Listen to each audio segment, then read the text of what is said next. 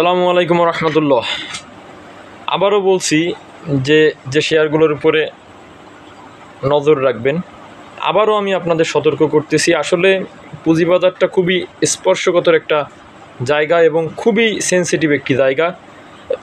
এটি এমন জায়গা যে আপনি মানে যে কোনো সময় যে কোনো অবস্থা দেশ, রাষ্ট্রে, বিশ্বে ঘটতে পারে, তার কিন্তু সরাসরি একটা ইফেক্ট চলে আসে আমাদের স্টক মার্কেটে। শুধু আমাদের স্টক মার্কেটেই না, প্রাথমিকভাবে প্রত্যেকটা স্টক মার্কেটের চরিত্র কিন্তু একই রকম, যদিও আমাদের মার্কেটের অবস্থাটা আরেকটু ব্যতিক্রম, কিন্তু প্রত্যেকটা মার্কেটের চরিত্র একই রকম, যে কোনো ধরনের ব্যাড নিউজ আসলেই এটা স্টক মার্কেটের উপরে এর একটা ইফেক্ট তৈরি হয়। সেই জায়গা থেকে আমি আবারও আপনাদেরকে সতর্ক করতেছি যে আপনারা যে শেয়ারগুলোর দিকে মনোযোগ দিবেন সেটা হলো অ্যাট ফার্স্ট আপনাদের যেটা করণীয় সেটা হলো পুঁজিবাজারে আমি মনে করি যে যদি আপনি ডিভিডেন্ড নিতে চান, সেই ক্ষেত্রে আপনার শেয়ার কোথায় গেল, পড়লো না উঠলো, বাড়লো না কমলো, এইটা যদি আপনার টেন্ডেন্সি আপনার মাথার মধ্যে থাকে, তাহলে আপনি যেটা করবেন,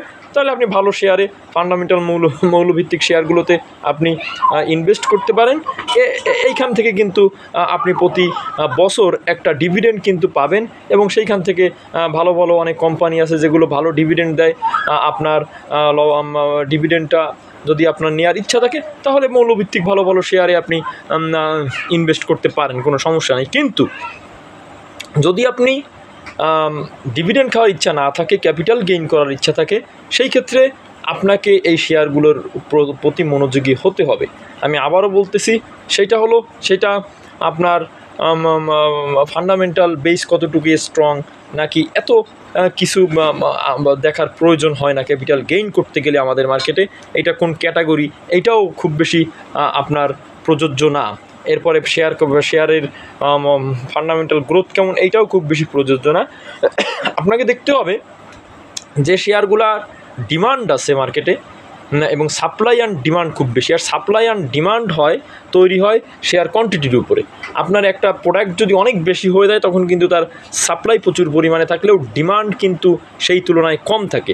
ঠিক তেমনি আমি আবারও বলতেছি, আপনারা দেখতে পারেন যে শেয়ারগুলো লো পেইড শেয়ার, স্বল্প মূলধনী কোম্পানির শেয়ার, যাদের শেয়ার 1 কোটি এবং তার কাছাকাছি 1 কোটি এবং তার কাছাকাছি, 1 কোটির নিচে অথবা 1 কোটির কাছাকাছি, যাদের শেয়ার কোয়ান্টিটি 1 কোটির নিচে 40 লাখ, 50 লাখ, 17 লাখ, 18 লাখ, এই কোয়ান্টিটির শেয়ার, অথবা 1 কোটি এবং 1 কোটির কাছাকাছি, এই জাতীয় শেয়ারের দিকে যদি আপনারা মনোনিবেশ করেন, এবং এই শেয়ারগুলোকে যদি অত্যন্ত ডাউন ট্রেন্ডে আপনারা কিনতে পারেন, যেখানে আসলে এই শেয়ারগুলো আসার কথা না, এই ডাউন ট্রেন্ডে যদি আপনারা কিনতে পারেন, মাস্ট বি মার্কেট যেমনই হোক না কেন, তাতে মার্কেট ভালো হোক কিংবা খারাপ হোক, যে অবস্থায় হোক না কেন, আপনারা কিন্তু এই শেয়ারগুলো থেকে একটা ক্যাপিটাল গেইন আপনারা করতে পারবেন, একটা রিটার্ন কিন্তু পাবেন।